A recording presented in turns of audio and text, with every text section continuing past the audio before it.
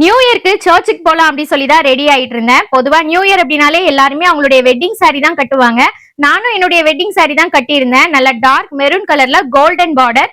இதுக்கு பிளவுஸ் பாத்தீங்கன்னா இந்த மாதிரி ஆரி ஒர்க் பண்ணிருந்தோம். 6 வருஷத்துக்கு மேல ஆயிடுச்சு. ஆனா இன்னுமே பிளவுஸ் நல்லாவே செட் ஆகுது. சாரி நல்லா சாஃப்ட் தான். என்னால ப்ரீ ப்ளீட் எடுக்கணும், அயன் பண்ணணும் அப்படிலாம் தேவையில்ல.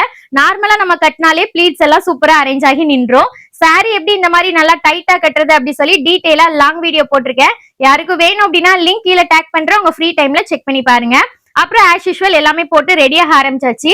பொதுவா எனக்கு வர்ற கமெண்ட் என்னன்னா, ஜுவல்ஸ் எதுக்கு இவ்ளோ போடுறீங்க அப்படிங்கிறது தான். நானே 6 மாசத்துக்கு ஒரு வாட்டி தான் ஊர் பக்கமே வரேன். ஒரு 2 வாரம் தான் சர்ச்சுக்கே போவோம். சோ வாங்கி வச்ச ஜுவல்ஸ் எல்லாம் இப்படிதான் யூஸ் பண்ண முடியும். அது இல்லாம எங்க ஊர் சைடு நிறையவே ஜுவல்ஸ் போடுற பழக்கம் இருக்கதா செய்யுது. நான் மட்டும் இல்ல, எல்லாருமே போடதா செய்வாங்க.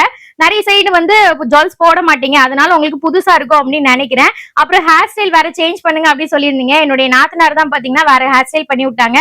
இந்த ஹேர் ஸ்டைல் எப்படி இருக்கு அப்படிங்கறத கமெண்ட்ல சொல்லுங்க. அப்படியே அத்தை, மாமா, அக்கா, மச்சான், கொழுந்தன் எல்லாருமே ரெடியாகி சர்ச்சுக்கு போனோம். New year celebration video long வீடியோவா வரும். மிஸ் பண்ணாம பாருங்க. Bye, take care.